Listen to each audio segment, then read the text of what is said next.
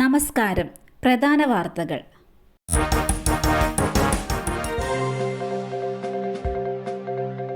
പഹൽഗാമിൽ ആക്രമണത്തിന് ദിവസങ്ങൾക്ക് മുമ്പ് തന്നെ ഭീകരരെത്തി.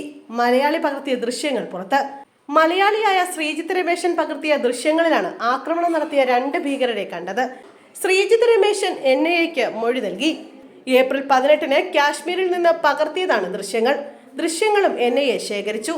റീൽസ് ഷൂട്ടിനായി വീഡിയോ എടുക്കുന്നതിനിടെയാണ് 6 വയസ്സുള്ള തന്റെ മകളുടെ പിന്നിലൂടെ ഭീകരർ കടന്നുപോയെന്ന് ശ്രീജിത്ത് രമേശൻ പറഞ്ഞു.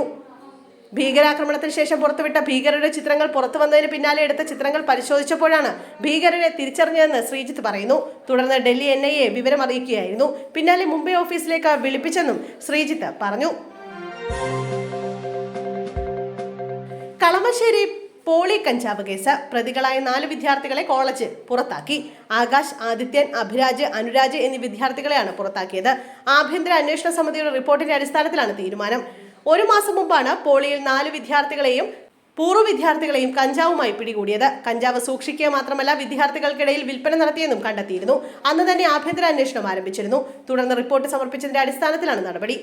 വിദ്യാർത്ഥികൾക്ക് സ്വഭാവ സർട്ടിഫിക്കറ്റ് നൽകില്ലെന്നും കോളേജ് അധികൃതർ പറയുന്നു. നേരത്തെ കോടതി അനുമതിയോടെ വിദ്യാർത്ഥികളെ പരീക്ഷ എഴുതാൻ പോലീസ് അനുവദിച്ചിരുന്നു. പരീക്ഷാ ഫലം തടഞ്ഞുവെക്കുന്ന കാര്യത്തിൽ ഉടൻ തീരുമാനമുണ്ടാകുമെന്നാണ് കോളേജ് അധികൃതർ പറയുന്നത്. കസ്റ്റഡിയിലെടുത്ത BSF ജവാനെ അതിർത്തി മേഖലയിൽ നിന്ന് മാറ്റി പാകിസ്ഥാൻ. 6 ദിവസത്തിന് ശേഷവും അതിർത്തിയിൽ നിന്ന് കസ്റ്റഡിയിലെടുത്ത BSF ജവാനെ വിട്ടയക്കാതെ പാകിസ്ഥാൻ. ജവാൻ കസ്റ്റഡിയിലെന്ന് ഔദ്യോഗിക കുറിപ്പ് ഇതുവരെ പാകിസ്ഥാൻ ഇന്ത്യക്ക് കൈമാറിയിട്ടില്ല. അതേസമയം പിടിയിലായ BSF ജവാനെ പാകിസ്ഥാൻ അതിർത്തി മേഖലയിൽ നിന്ന് മാറ്റി. കർഷകരെ സഹായിക്കാൻ പോയ UPയിലെ ജവാനെയാണ് പാകിസ്ഥാൻ കസ്റ്റഡിയിലെടുത്തത്. ഇന്ത്യക്കും പാകിസ്ഥാനും ഇടയിലുള്ള 2 രാജ്യങ്ങളുടേതും അല്ലാത്ത സ്ഥലത്ത് കൃഷിക്ക് 2 രാജ്യങ്ങളുടെയും കർഷകർക്ക് അനുവാദം നൽകിയിട്ടുണ്ട്. കർഷകരെ സഹായിക്കാൻ പോയ PK സിംഗ് എന്ന BSF ജവാനെയാണ് പാക് റേഞ്ചർമാർ കസ്റ്റഡിയിലെടുത്തത്. കർഷകർ കൃഷി ചെയ്യുകയായിരുന്ന സ്ഥലത്ത് നിന്ന് കുറച്ചുകൂടി മുന്നോട്ട് പോയി തണലത്ത് വിശ്രമിക്കുമ്പോഴാണ് ജവാനെ പാക് റേഞ്ചർമാർ തടഞ്ഞു വെച്ചത്.